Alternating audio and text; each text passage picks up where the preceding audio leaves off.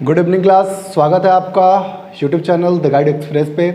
आज की जो क्लास होने वाली है वो मैथ की तीसरी क्लास होने वाली है। बहुत ही इंपॉर्टेंट क्लास है, बहुत ही मज़ेदार क्लास होने वाली है आज की।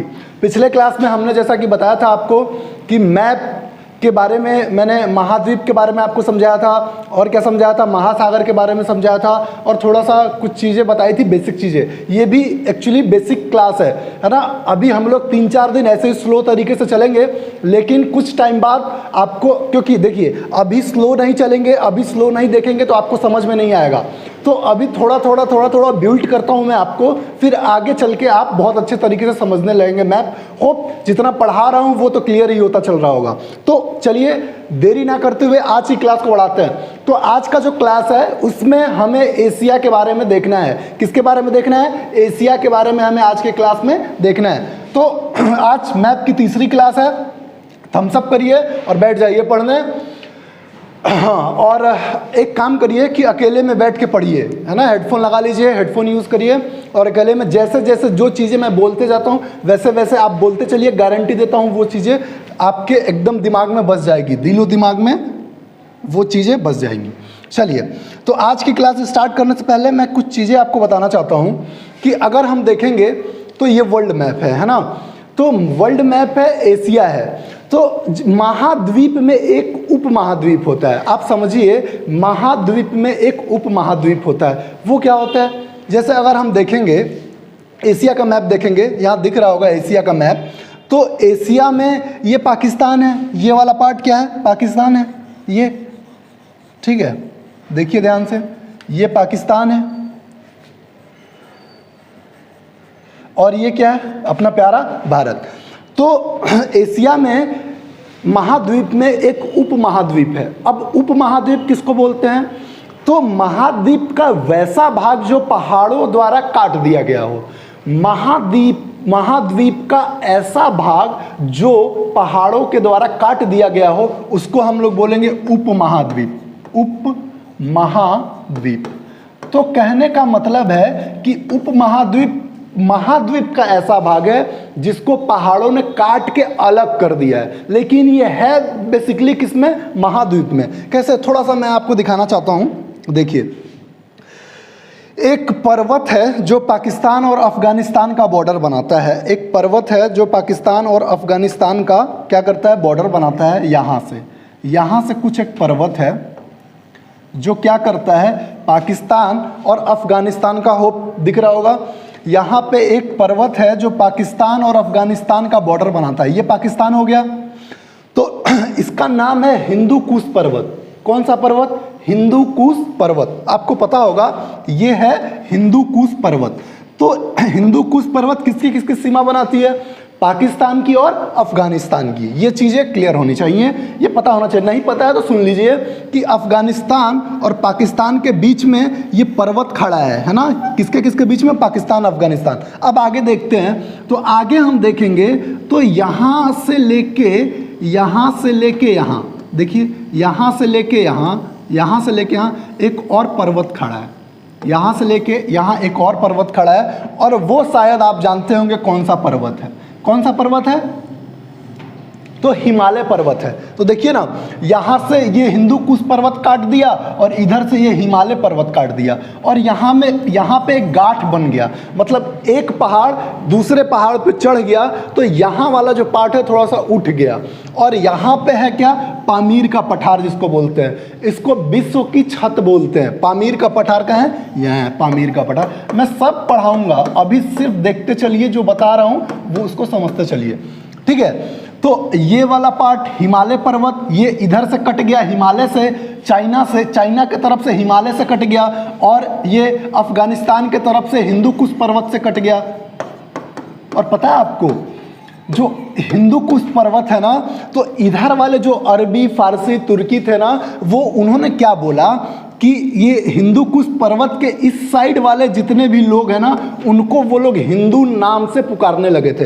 किसका? जो हिंदू कुश पर्वत है, हिंदू कुश पर्वत के इधर वाले लोगों को कौन? तो अरबी लोग, फारसी लोग, तुर्की लोग क्या बोलते थे? हिंदू हैं। तो यहाँ पे आप देखेंगे पहले तो यहाँ 90% सनातन धर्म रहता था। कितना प्रतिशत? 90% जो लोग थे वो सनातन धर्म को मानने वाले थे। और देखिए, हिंदू कोई धर्म नहीं है, धर्म है तो सनातन, हिंदू धर्म नहीं है। लेकिन बाद में ये धारणा हो गई कि ये हिंदू धर्म है। कैसे? तो ये अरब वाले लोग, ये वाले लोग इधर के हिंदू कुश पर्वत के उधर वाले पार्ट को क्या बोले कि ये लोग हिंदू नाम दे दिया कि वो लोग हिंदू हैं। लेकिन यहाँ जो धर्म था, 90% जो धर्म को फॉलो करते थे वो सनातन धर्म को फॉलो करते थे। ठीक है, तो इससे हिंदू धर्म को आदमी जोड़ के देखने लगता है। तो बेसिकली हमारा जो धर्म है वो हिंदू धर्म नहीं है, सनातन धर्म है। ठीक, तो आप देखेंगे यहाँ पे कुछ चीज़ों को, तो यहाँ देखिए यहाँ ध्यान से। तो ये वाला पार्ट क्या हो गया? अभी मैंने बोला था आपको कि ये वाला जो पार्ट हो गया, ये वाला हिंदू कुश पर्वत हो गया। ठीक है, हिंदू कुश पर्वत। और ये वाला जो पार्ट हो गया, ये हिमालय पर्वत हो गया। तो चाइना से तो इधर ये काट दिया। और आप देखेंगे कि म्यांमार से भी एक पहाड़ है, यहाँ से यहाँ, म्यांमार और भारत से एक पहाड़ है, उसका नाम है आराकान पर्वत। एक पर्वत है जो म्यांमार में है और भारत और म्यांमार का बाउंड्री बनाता है। देखिए, तो यहाँ से हिंदू कुश काट दिया, यहाँ से कौन सा काट दिया? हिमालय काट दिया, और यहाँ ये म्यांमार से होते हुए कौन सा पर्वत काट दिया? तो आराकान पर्वत काट दिया। तो ये तीनों पर्वत क्या कर रहे हैं?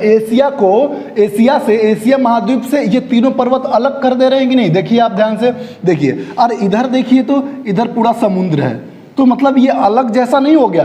तो जब पर्वत किसी महाद्वीप के भूभाग को अलग कर देते हैं ना, उसी को हम लोग उपमहाद्वीप बोलते हैं। और इसमें सबसे बड़ा कौन सा है? देखिए, तो ये नहीं होगा, श्रीलंका नहीं होगा।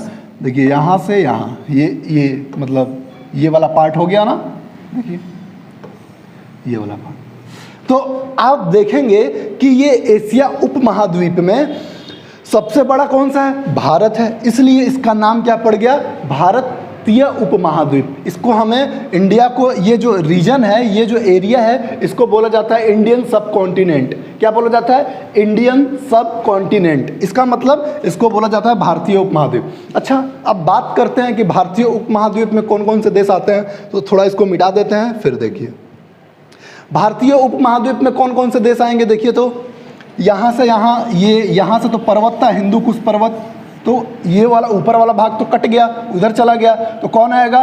पाकिस्तान आएगा। और कौन आएगा? भारत आएगा। और कौन सा आएगा? श्रीलंका आएगा क्या? नहीं, श्रीलंका समुद्र से क्या है? कटा हुआ है, मतलब ये समुद्र काट दे रहा है इसको ना यहाँ से, तो श्रीलंका नहीं आएगा। फिर और कौन सा आएगा? नेपाल आएगा, भूटान आएगा, बांग्लादेश आएगा। कितने देश आए? 5। कितने देश आए? 5। इंडियन सब कॉन्टिनेंट में कितने देश आए भाई? 5 आए। इस बहुत अच्छे तरीके से आप लोग याद कर सकते हैं, और ये एग्जाम पॉइंट ऑफ व्यू से बहुत इंपॉर्टेंट हो जाता है। अब 4 ऑप्शन में आपको दे देगा कि इंडियन सब कॉन्टिनेंट में कितने देश हैं और कौन नहीं आता है। ऐसा क्वेश्चन पूछ लेगा कि इंडियन सब कॉन्टिनेंट में कौन सा देश नहीं है। ऑप्शन दे देगा भारत, पाकिस्तान, श्रीलंका, और दे देगा आपका बांग्लादेश। तो कौन सा नहीं आएगा? श्रीलंका नहीं आएगा, क्योंकि ये समुद्र इसको काट दे रहा है, ये अलग है ना। तो कितने हो गए? 5। भारतीय उपमहाद्वीप में कितने देश हैं? 5। कौन कौन से देश हैं? जल्दी से थोड़ा सा मुझे बता दीजिए, मेरे साथ साथ बोल दीजिए। चलिए बोलिए। भारत, पहला भारत, दूसरा पाकिस्तान, पहला भारत, दूसरा पाकिस्तान, और तीसरा कौन सा आएगा? पहला भारत, दूसरा पाकिस्तान, और तीसरा कौन सा आएगा? 1 मिनट।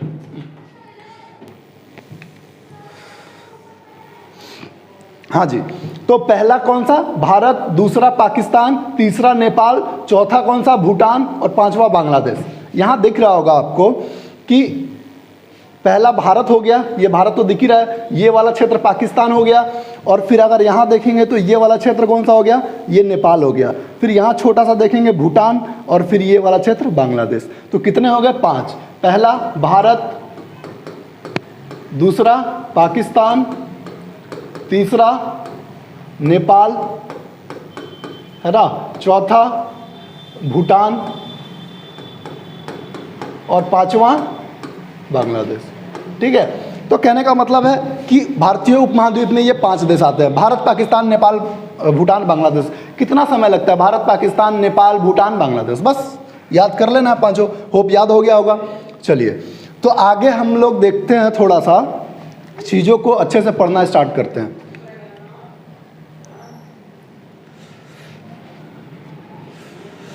हाँ जी, आगे बढ़ते हैं। किसी भी मैप को पढ़ने के लिए सबसे पहले हमें दिशा की ज्ञान होनी चाहिए।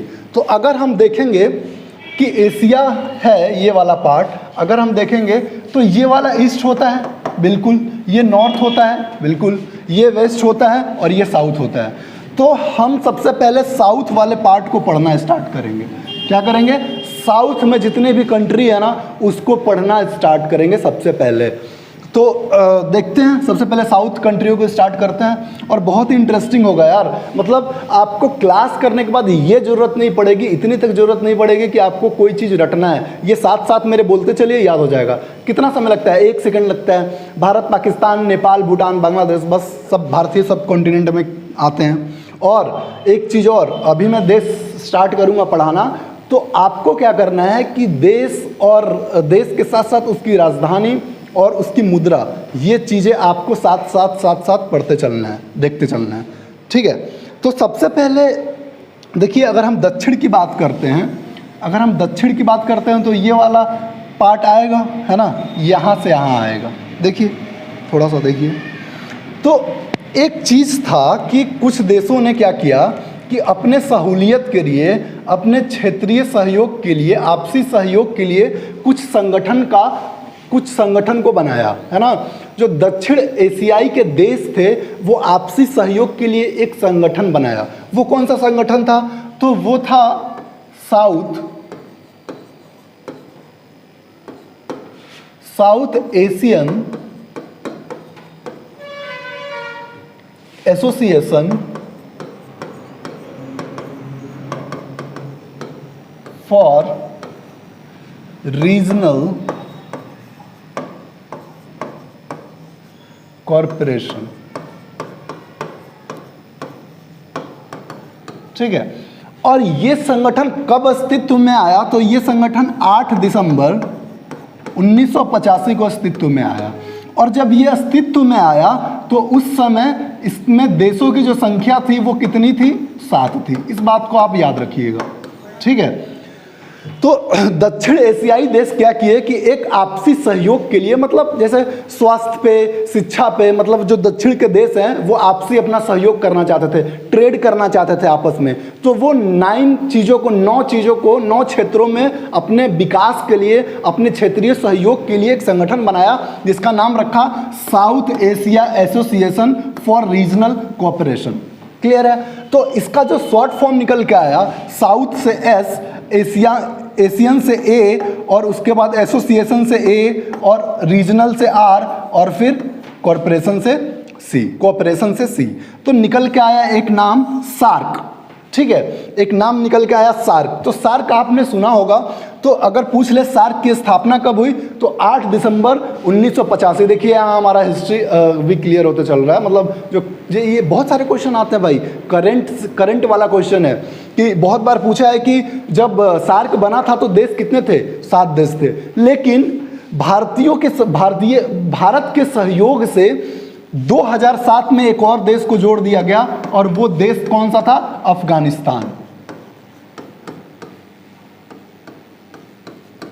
ठीक है। तो भारतीयों के सहयोग से 2007 में एक और देश जोड़ दिया गया। अब देशों की संख्या कितनी हो गई? तो 8 हो गई। इतनी बातें आपको क्लियर होनी चाहिए। अगर हम देखेंगे कि इसका हिंदी क्या होता है, तो हिंदी में अगर हम देखेंगे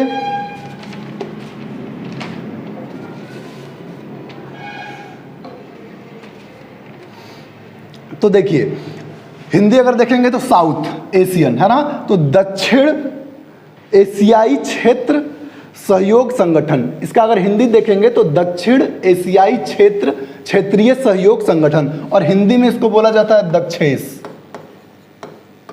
ठीक है, दक्षेस। तो सार्क जनरली सब बोलते हैं, सब जानते हैं, दक्षेस के नाम से भी हिंदी में इसको जाना जाता है।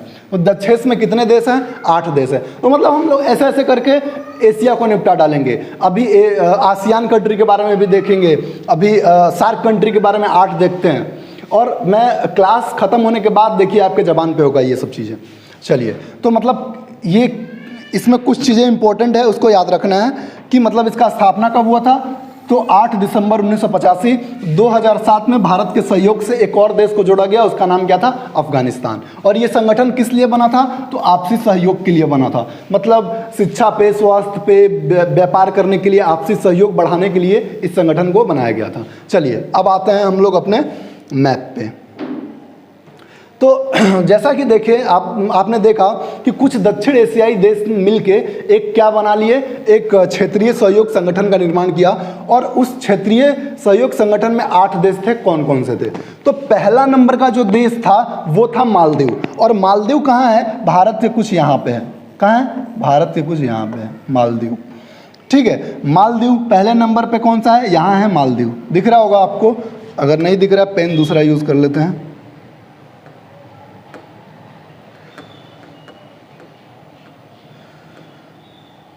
ठीक है, ये यहाँ है मालदीव, यहाँ मालदीव है। ये ऐसा देश है भाई कि ये लगता है कि समुद्र में डूब गया है पूरी तरीके से। मतलब बहुत ही क्या है कि अगर समुद्र में पानी बढ़ जाए तो सबसे पहले मालदीव डूब जाएगा। मालदीव क्या होगा, सबसे पहले डूब जाएगा। मतलब एक छोटा सा कंट्री है। और यहाँ पता है आपको, यहाँ मतलब पर्यटन के लिए बहुत ही अच्छा है यार। यहाँ मतलब लोग घूमने भी जाते हैं। अगर आपकी भी शादी कल के डेट में हो जाएगी तो अब पहले आपकी जॉब लगेगी, फिर शादी होगी, मुझे भी बुलाइएगा। और फिर शादी जब हो जाएगी तब अपने मैडम के साथ मालदीव घूमने ज़रूर जाइएगा। अभी हम दिखाते हैं आपको मालदीव कैसा है, थोड़ा सा मैंने लिया है स्लाइड में। तो मालदीव है और यहाँ पता है, यहाँ पे सिर्फ मतलब कुछ नहीं होता है, ना ही कोई अनाज होता है, ना ही कुछ होता है। यहाँ लोग फिर भी संपन्न है। और ये बेसिकली मुस्लिम कंट्री है ना। कौन सा, मालदीव मुस्लिम कंट्री है। तो यहाँ टूरिज्म को बढ़ावा दिया गया है। देखिए, तो देखिए कुछ मेरे पास इमेज है, इसका मैं दिखाना चाहता हूँ। देखिए,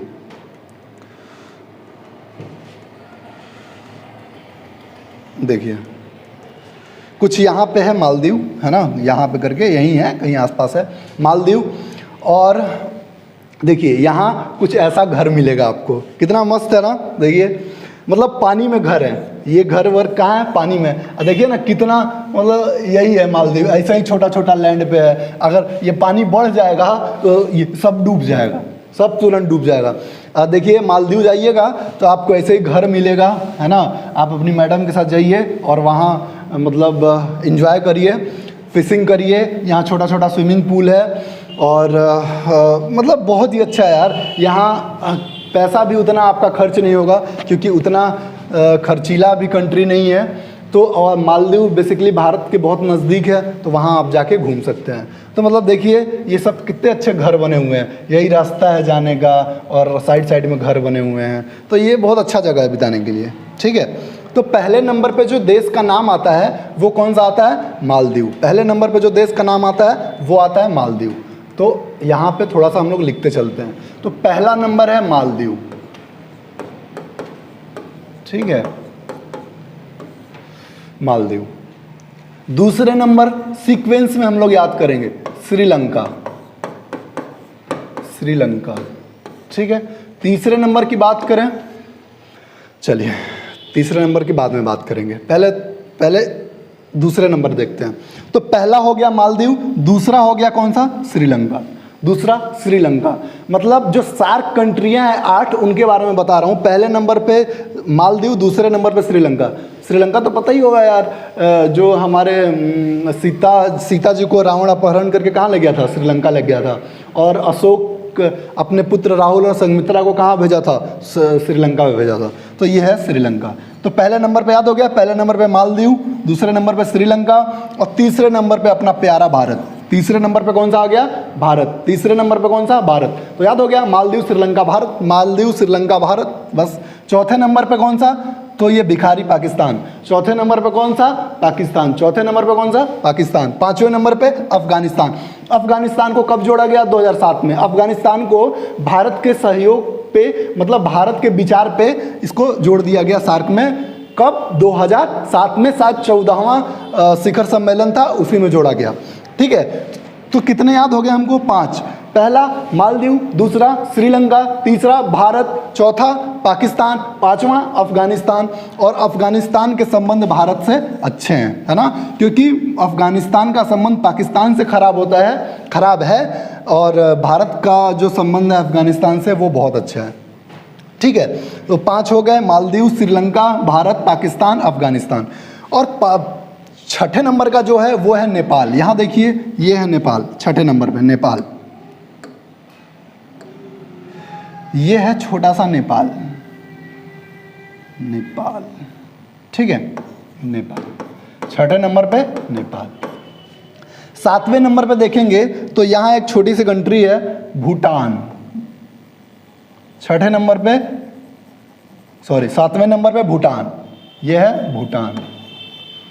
होप दिख रहा होगा आपको, है ना, ये है भूटान। और फिर 8वें नंबर पे कौन सा है? बांग्लादेश। 8वें नंबर पे कौन सा है? बांग्लादेश। क्लियर है? तो पहला याद हो गया, पहला मालदीव, दूसरा श्रीलंका, तीसरा भारत, पाकिस्तान, अफगानिस्तान, नेपाल, भूटान, बांग्लादेश। बस कितना समय लगता है?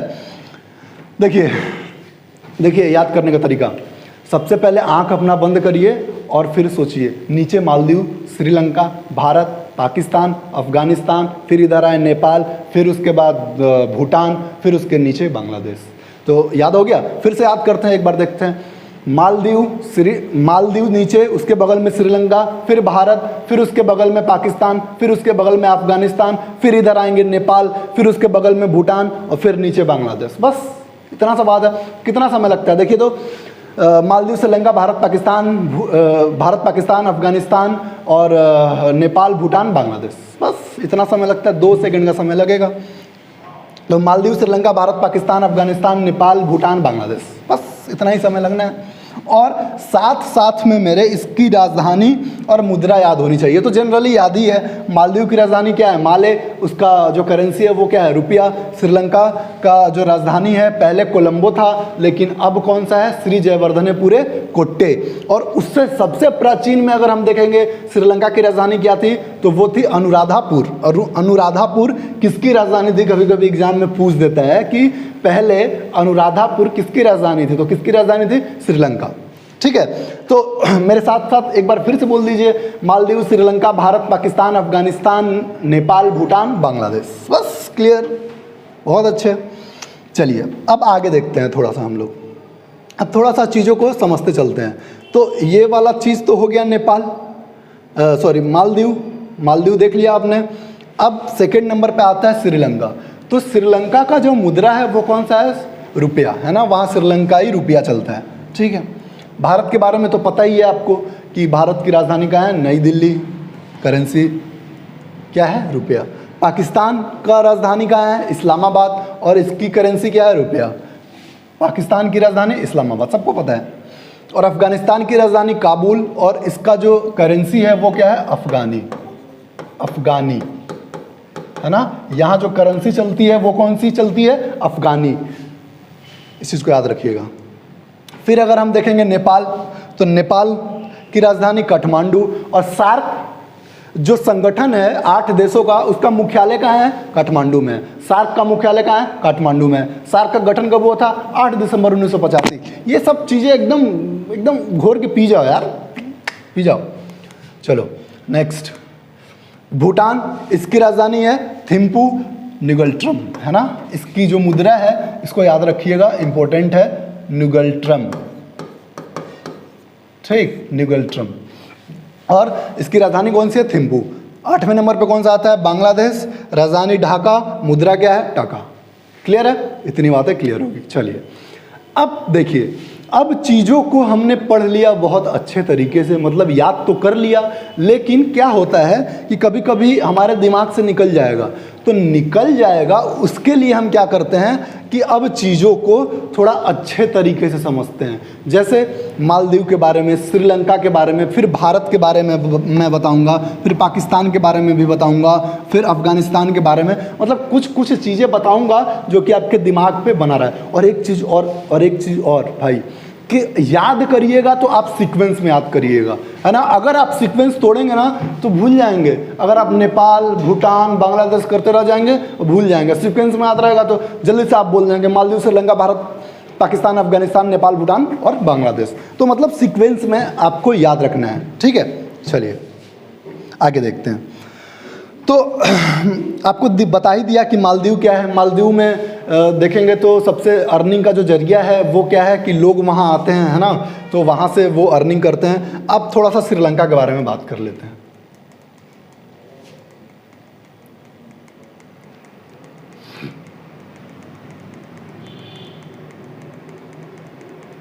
श्रीलंका के बारे में थोड़ा सा बात कर लेते हैं, देखते हैं। चलिए देखिए, श्रीलंका अगर आप देखेंगे ना, अच्छा एक चीज़ और है कि श्रीलंका में एक जानते हैं एक हम्बनटोटा करके एक बंदरगाह था, समझे। यहाँ पे एक हम्बनटोटा करके बंदरगाह था, हम्बनटोटा करके एक बंदरगाह था श्रीलंका पे, यही नीचे में ही। और इस बंदरगाह को क्या किया कि अमेरिका ने ना सबसे पहले ना क्या किया, देखिए पहले तो क्या होता था, पहले बात समझिए। यहाँ हम्बनटोटा एक बंदरगाह था, ये है रसिया, है ना, ठीक, और ये है यूएसए।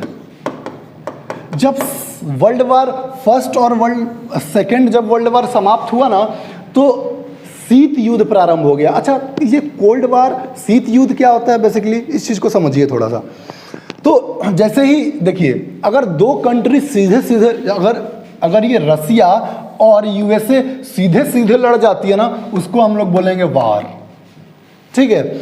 और अगर रसिया क्या करता हो कि कोई यूएसए का जो फ्रेंड दोस्त है, मान लीजिए ये कोलंबिया है, यहाँ पे कोलंबिया है, ठीक है, यहाँ कोलंबिया है, तो रसिया क्या करता है कि उसके दोस्त कोलंबिया पे हमला करता है या इसको परेशान करता है, तो इसको बोलते हैं कोल्ड वार, समझे। ये मत समझिएगा कि ठंडा में युद्ध होता है उसको कोल्ड वार बोलते हैं।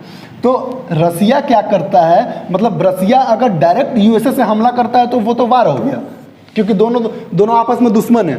और अगर रसिया क्या करता है कि इसका जो फ्रेंडली कंट्री है, जो फ्रेंड कंट्री है, उस पर अगर हमला करता है उसको बोलते हैं कोल्ड वार, समझ रहे हैं बात। तो भाई विश्व युद्ध खत्म हो गया। अब देशों में ये हो गया, अपना अपना वर्चस्व बढ़ाने के लिए क्या करने लगे कि लड़ाई शुरू करने लगे। तो लड़ाई शुरू करने लगे तो डायरेक्ट लड़ाई नहीं करते थे, कोल्ड वार के थ्रू लड़ाई करते थे। अगर यूएसए का कोई दोस्त देश है ना, उस पर रसिया वार करता था, या अगर रसिया का कोई दोस्त है तो उस पर यूएसए क्या करता था, वार करता था। तो मतलब ऐसे ऐसे करके लड़ाइयाँ होने लगी, जिसको नाम दिया गया कोल्ड वार, ठीक है।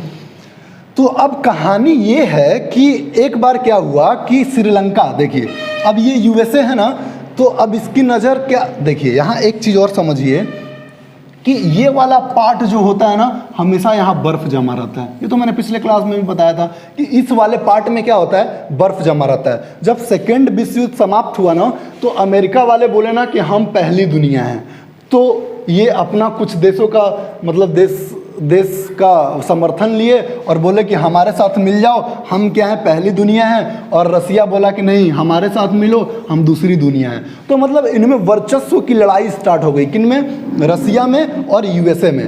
तो अब कोल्ड वार धीरे धीरे स्टार्ट हो गया, क्योंकि सेकेंड वर्ल्ड वार खत्म हो गया, उसके बाद धीरे धीरे कोल्ड वार स्टार्ट हुआ। तो देखिए रसिया मतलब सब देश एक दूसरे देश, दुश्मन देश को घेरने की कोशिश करते हैं कि हम यहाँ इसको घेर लें, वो सोचता है कि हम उसको वहाँ घेर लें। तो यही काम हो रहा है आजकल, देख ही रहे होंगे, फिलिस्तीन, इजराइल, मतलब कुछ देश देखेंगे तो तुर्की हो गया, पाकिस्तान हो गया, अरब कंट्री हो गया, वो सब फिलिस्तीन के पक्ष में है, इजराइल के पक्ष में जर्मनी, इटली, ये सब है। तो उसका वीडियो मैं एक बार बनाऊँगा, है ना, वो अलग से वीडियो बनाऊँगा तो दिखाऊँगा, उसमें बताऊँगा क्या क्या हो रहा है, क्या क्या चल रहा है, यहाँ समझते हैं। तो ये क्या है कि ये रसिया जो है ना, यहाँ बर्फ़ जमा रहता है। यूएसए तो डायरेक्ट यहाँ जा ही सकता है यहीं से यहीं, लेकिन रसिया जब बर्फ़ जम जाएगा तो इसके नाविक जा पाएंगे क्या, नहीं जा पाएंगे। और सॉरी, इतनी दूर दूर की लड़ाई जब होती है ना, मान लीजिए ये प्लेन से इस पे जाएगा, तो भाई प्लेन अगर चलाने वाले जो होगा वो 8 घंटे 9 घंटे प्लेन चलाएगा तो थक नहीं जाएगा बेचारा। तो प्लेन से तो पॉसिबल नहीं है भाई, प्लेन से क्या नहीं है, पॉसिबल नहीं है। तो पॉसिबल प्लेन से नहीं है। यूएसए तो यहाँ से जा सकता है, आराम से हमला कर सकता है, लेकिन रसिया नहीं जा सकता है। तो रसिया क्या किया कि ठंडी के दिनों में जब बर्फ यहाँ जमा होता है, इसने एक और रास्ता चुना। और वो कौन सा रास्ता चुना? यहाँ से यहाँ जाके और अमेरिका को फोड़ने का रास्ता चुना, है ना, कि हम यहाँ से जाएंगे अपने जहाज़ द्वारा, है ना, नाविकों के द्वारा, और यहाँ पे इसको फोड़ देंगे यूएसए को। मतलब ये वाला ये मार्ग चूज किया कौन? रसिया। तो भाई ये अमेरिका है, इसको तो तुरंत बुरा लग गया कि अरे रसिया हमको ऐसे घेर लेगा, कैसे घेर लेगा। तो रसिया जब ये वाला रास्ता अपनाया तो अमेरिका तुरंत दिमाग लगाया कि यहाँ कहीं हम अपना रडार सेट कर देंगे और वो अपना जहाज़ लेके आएगा और हम तुरंत धाए धाए इसको गोली से उड़ा देंगे अगर कहीं भी हम रडार मान लीजिए। तो वो क्या किया कि देखा कि अरे यहाँ छोटा सा एक देश है श्रीलंका।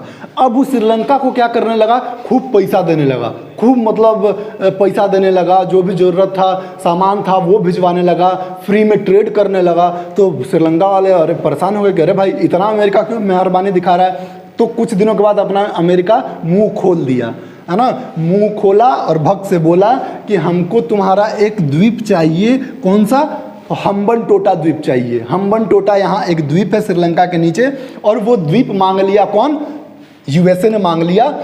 क्यों मांगा? क्योंकि वो रसिया को घेरना चाहता था। बात समझ में आ रही है? रसिया इस रास्ते से हमला करना चाहता था और वो इधर घेरना चाहता था। तो हम्बन टोटा को क्या किया कि श्रीलंका से मांगा और श्रीलंका बकलोल उसको हम्बन टोटा दे दिया। क्या कर दिया? दे दिया, मतलब दे दिया कि हाँ तुम यहाँ रडार लगा सकते हो। श्रीलंका सरकार को यूएसए सरकार ने बोला कि भाई हमें दे दो, हमको वहाँ रडार और ट्रांसमिशन लगाना है, ताकि वो रडार लगा के और यहीं पे पता चल जाए उसको कि कितने नाव आ रहे हैं और यहाँ आके धो देगा, है ना, यहाँ अपना नाव खड़ा करेगा और यहाँ आएगा और धो देगा यहीं पे रसिया को। तो चालाकी चला। तो भाई रसिया वाले भी परेशान हो गए कि अरे श्रीलंका से हम्बन टोटा ले लिया। तो रसिया ने क्या किया कि भारत को फ़ोन लगाया, भारत को फ़ोन लगाया कि ए भारत, मतलब बोला, वहाँ इंदिरा गांधी थी उस समय, कि भारत हमारी रक्षा करो और इसके बदले में एक काम मेरा कर दो। वो ऐसा बोला कि एक काम मेरा कर, बोला होगा कि मेरा एक काम कर दो कि यहाँ से अमेरिका को भगा दो, और अगर तुम भगा दिए तो ज़िंदगी भर हम तुम्हारा मतलब दोस्त बन के रहेंगे, कभी तुम्हारे खिलाफ नहीं जाएंगे। तो देखिए ना, रसिया इंडिया के खिलाफ कभी नहीं जाता, रसिया इंडिया का बहुत ही अच्छा दोस्त है। क्लियर है ये बात? तो ठीक है।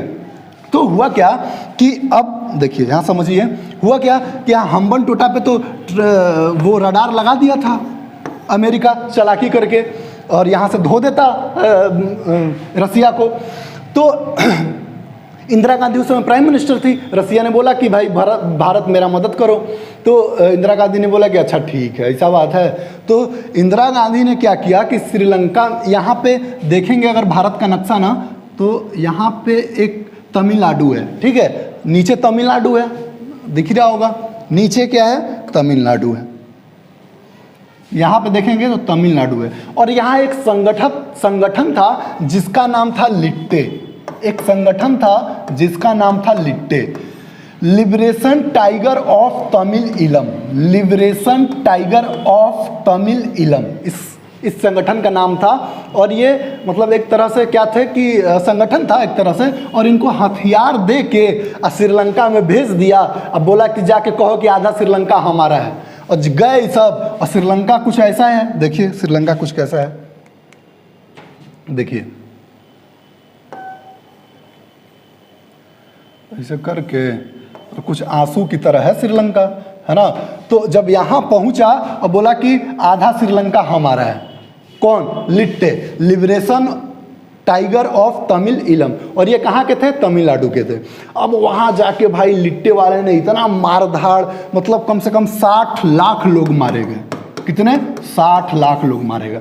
60 लाख लोगों को एकदम 6 लाख, सॉरी 60 लाख नहीं, 6 लाख, 6 लाख, 6 लाख लोगों को, बहुत संख्या है 6 लाख लोगों को मार दिया। और बोला कि हमको चाहिए। तो श्रीलंका ने भारत को फ़ोन लगाया, उसको सब पता था। बोला कि भाई ऐसा इसको रुकवा दो, मतलब रुकवा, जितना जल्दी से जल्दी है रुकवा दो।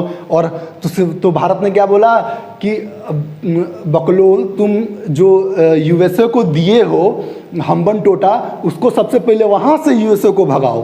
तो ये समझ गया कि रसिया ने भारत को बोला है और भारत ये कार्रवाई कर रहा है, लिट्टे संगठन को भेज के मारकाट करवा रहा है। तो क्या हुआ कि फ़ोन लगाया श्रीलंका अमेरिका को कि भाई हमारे यहाँ से तुम चले जाओ, क्योंकि इतना ना वो झेल चुका था, इतना ना लाश गिरा दिया था लिट्टे वाले, liberation tiger of Tamil Eelam, कि वो परेशान हो गया था, मतलब आंतरिक विद्रोह टाइप का हो गया था। सब बांटने के, छोटा सा है ही श्रीलंका, और उसी को बांटने के लिए सब तूले पड़े थे।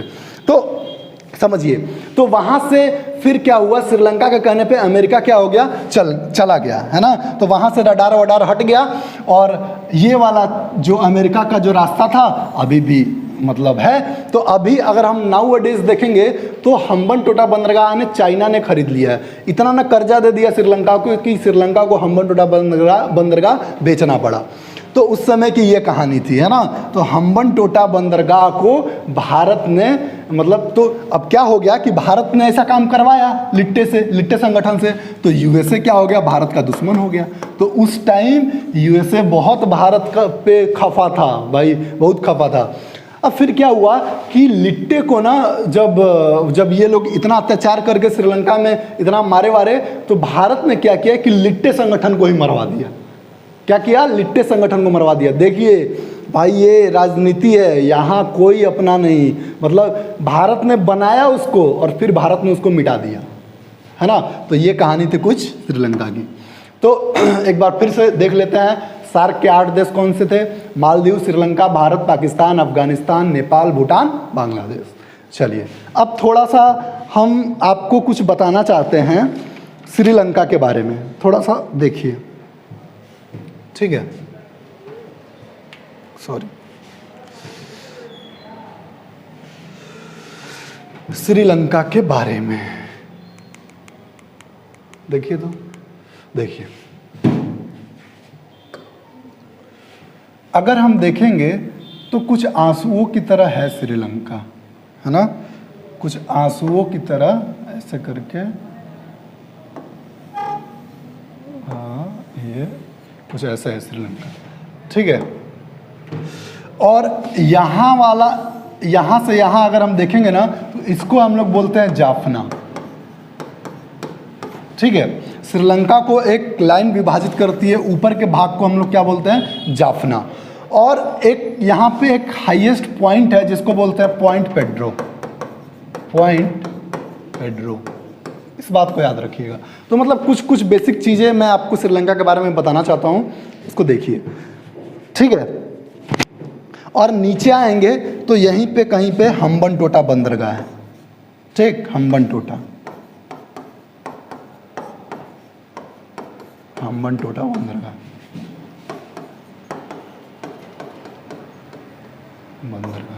ठीक है।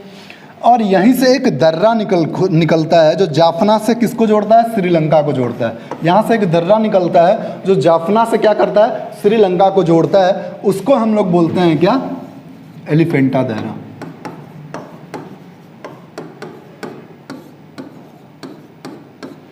ठीक है, एलिफेंटा दर्रा इसको बोलते हैं।